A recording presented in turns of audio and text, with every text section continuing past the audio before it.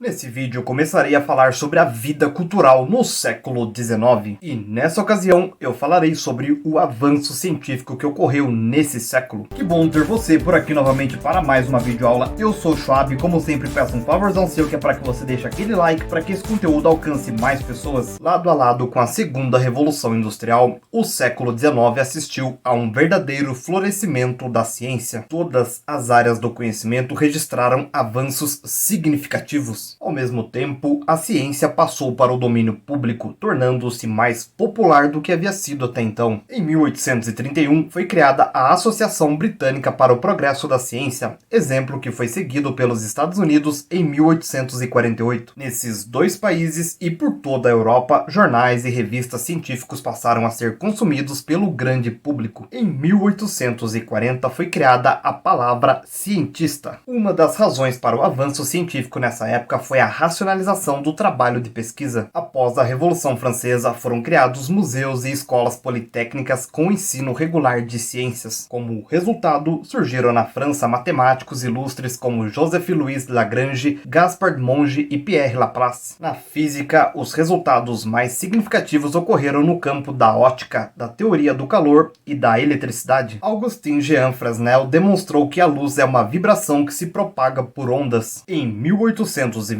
Nicolas Carnot, estudando as máquinas a vapor, estabeleceu os princípios básicos da termodinâmica. Em 1800, na Península Itálica, o físico Alessandro Volta inventou a pilha elétrica, que era geradora de corrente contínua. Na década de 1820, o francês André-Marie Ampère estabeleceu os princípios que tornaram possível o desenvolvimento técnico da eletricidade. Em 1889, o alemão Heinrich Hertz mostrou que as oscilações elétricas propagavam-se no espaço por meio de ondas, como a luz. O francês Henri Becquerel descobriu em 1896 os fenômenos radioativos, isto é, descobriu a propriedade de certos corpos de emitir radiações. Em 1900, Pierre Curie e sua mulher Marie isolaram o mais poderoso elemento radioativo que foi o rádio. Em Paris, o Museu de História Natural tornou-se o centro de pesquisadores ilustres como Georges Cuvier, que foi o fundador da paleontologia, e Jean-Baptiste Lamarck, que era um estudioso da influência do meio sobre a evolução dos seres vivos. Em 1859, o inglês Charles Darwin explicava no famoso livro Origem das Espécies que a evolução se dá por meio da seleção natural e que tende a favorecer aqueles que melhor se adaptam ao ambiente em que vivem. Nos anos 1860, o francês Louis Pasteur descobriu que a fermentação e as doenças infecciosas resultavam da ação de micro-organismos. Isso permitiu a fabricação de vacinas, que são importantes na prevenção de doenças contagiosas. Falarei um pouco agora sobre os avanços que ocorreram nas ciências humanas. Não foram apenas as ciências exatas e biológicas que registraram transformações, mas as ciências humanas também tiveram avanços importantíssimos. Na França, a história ganhou importância com os estudos de Jules Michelet, François Guizot e Augustin Thierry. Outro francês, por nome Alex de Tocqueville, estudou em profundidade o processo histórico de avanço da democracia. Com Fustel de Coulanges, a história assumiu rigor minucioso em estudos sobre a Gália e as dinastias dos Capetingios e dos Carolíngios. Na Alemanha, Karl Marx e Friedrich Engels sistematizaram a teoria da luta de classes como motor do desenvolvimento histórico em seu Manifesto do Partido Comunista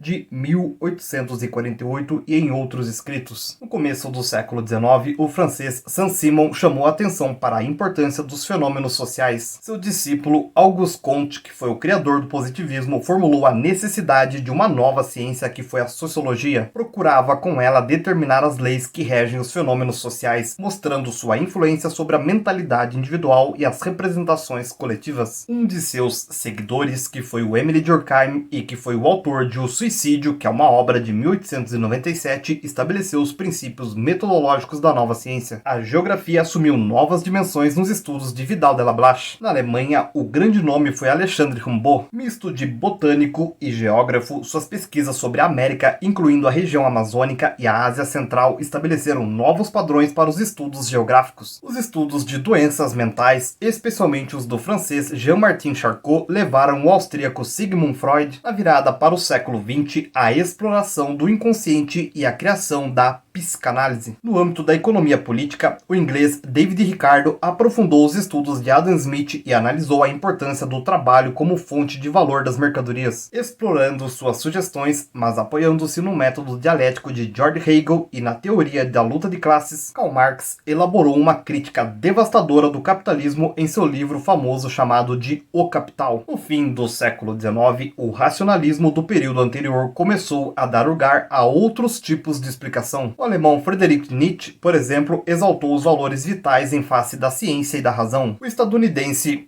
William James, por sua vez, desenvolveu o pragmatismo, segundo o qual uma verdade é uma ação que tem êxito. Dando sequência aos assuntos relacionados à vida cultural no 800, no próximo vídeo eu falarei sobre a literatura, a música e o surgimento do cinema no século XIX. Aproveite esse momento e já se inscreva no canal para receber conteúdos como esse em primeira mão. Me segue também nas outras redes sociais que estão aparecendo na tela, pois eu estarei postando conteúdos por lá que irão complementar os conteúdos aqui do canal. Comente alguma dúvida que tenha ficado. Espero do fundo do coração ter contribuído para a sua aquisição de mais conhecimentos. Um grande abraço e tchau, tchau.